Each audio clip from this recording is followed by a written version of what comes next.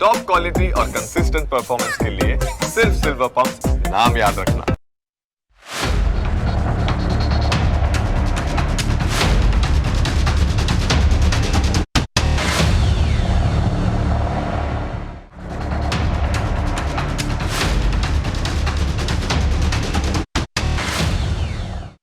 યુદ્ધના ભણકારા વાગી રહ્યા છે, જેની સાથે જ સાગરકાંઠે પણ એક્ટિવિટી વધી ગઈ છે.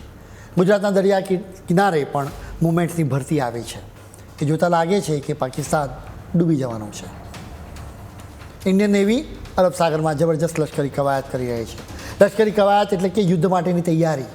નેવીએ એના યુદ્ધ જહાજોને એલર્ટ પર મૂક્યા છે, જેથી પાકિસ્તાન દરિયામાં કોઈ છમકલું કરવાની હિંમત કરે તો એને જડબાતોડ જવાબ આપી શકાય.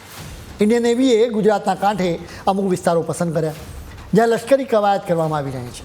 જેના માટે નેવીએ એક નોટિફિકેશન બહાર પાડ્યું છે, જેમાં બિનલશ્કરી જહાજોને કહેવામાં આવ્યું છે કે મહેરબાની કરીને લશ્કરી કવાયતવાળા વિસ્તારોમાં ન આવતા, કેમ કે ત્યાં ધૂમધડાકા થઈ શકે. મજેદાર વાત એ છે કે સામે છેડે પાકિસ્તાન પણ એની તૈયારી કરી રહ્યું છે. પાકિસ્તાનની નેવી અરબ સાગરમાં લશ્કરી કવાયત કરી રહી છે. અરબ સાગરમાં અત્યારે યુદ્ધનો માહોલ બની રહ્યો છે. દરિયાના પાણીમાં ઉકળાટ અને ગભરાટ છે. જહાજોને તોડી પાડવા અને જહાજમાંથી ફાઇટર જેટને તોડી પાડવાની પ્રેક્ટિસ કરવામાં આવી રહી છે.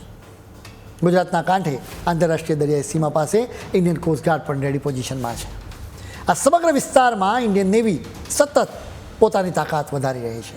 એટલે કે વધુને વધુ જહાજો અને જવાનોને તૈનાત કરવામાં આવી રહ્યા છે. એટલે શક્ય છે કે ભારત આ વખતે ગુજરાતના કાંઠેથી પાકિસ્તાન પર સ્ટ્રાઇક કરે. એ કદાચ પાકિસ્તાનનું ધ્યાન ડાયવર્ટ કરવાની કોશિશ પણ હોઈ શકે છે. પાકિસ્તાન પર સ્ટ્રાઇક થાય એના પછી જ એનો ખ્યાલ આવી શકે. ઇન્ડિયન નેવી જાતની કવાયત કરી રહી છે.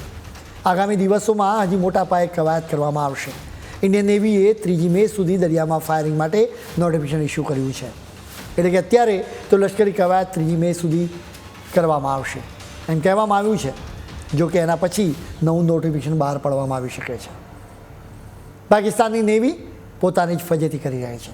પાકિસ્તાને ગયા અઠવાડિયામાં 4થી વખત ફાયરિંગ નોટિફિકેશન બહાર પાડ્યું હતું, જેમાં કહેવામાં આવ્યું કે અરબ સાગરમાં પાકિસ્તાનની નેવી લશ્કરી કવાયત કરશે એટલે ત્યાં કોઈ ફરક નહીં. જોકે પહેલી 3 વખત ફાયરિંગ નોટિફિકેશન બહાર પાડવામાં આવ્યું ત્યારે એક પણ મિસાઇલ લોન્ચ નહોતી કરી. આમાં 2 જ બાબત બની શકે છે. એક તો મિસાઇલ ફૂટી જ નહીં હોય, બીજું એ પાકિસ્તાનની નેવી પાસે યુદ્ધની પ્રેક્ટિસ કરવા માટે પણ મિસાઇલ જ નહીં હોય. આમ છતાં ઇન્ડિયન નેવી અત્યારે દરિયામાં પાકિસ્તાનની એક્ટિવિટી પર નજર રાખી રહી છે. ગુજરાતના કાંઠે નેવીની એક્ટિવિટીની વાત છે તો વધુ એક ડેવલપમેન્ટ થઈ રહ્યું છે. સુરતના હજીરા પોર્ટ ખાતે ઇન્ડિયન નેવીનું અત્યાધુનિક જહાજ INS સુરત પહોંચ્યું. 2 દિવસ સુધી આ જહાજ હજીરા પોર્ટ ખાતે જ રહેશે. INS સુરત અત્યાધુનિક ટેકનોલોજીથી સજ્જ છે. અરબી સમુદ્રમાં જહાજના મિસાઇલ લોન્ચરનું પરીક્ષણ કરવામાં આવી રહ્યું છે. આ જહાજનું વજન 7400 ટન છે અને તેની લંબાઈ 163 મીટર છે. 4 ઇન્ટરસેપ્ટર બોટ આ જહાજમાં રાખવામાં આવી છે. એક જ વખતમાં આ જહાજ 7400 કિલોમીટરની મુસાફરી કરી શકે છે. એટલે કે 45 દિવસ સુધી અરબી સમુદ્રમાં ફરી શકે છે.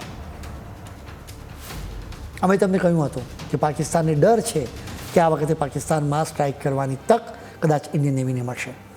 જો ખરેખર તક મળશે ને તો નેવી એનો સારી રીતે ઉપયોગ કરવાનો છે. એટલે જ ગેરંટી છે કે પાકિસ્તાન ડૂબવાનું છે.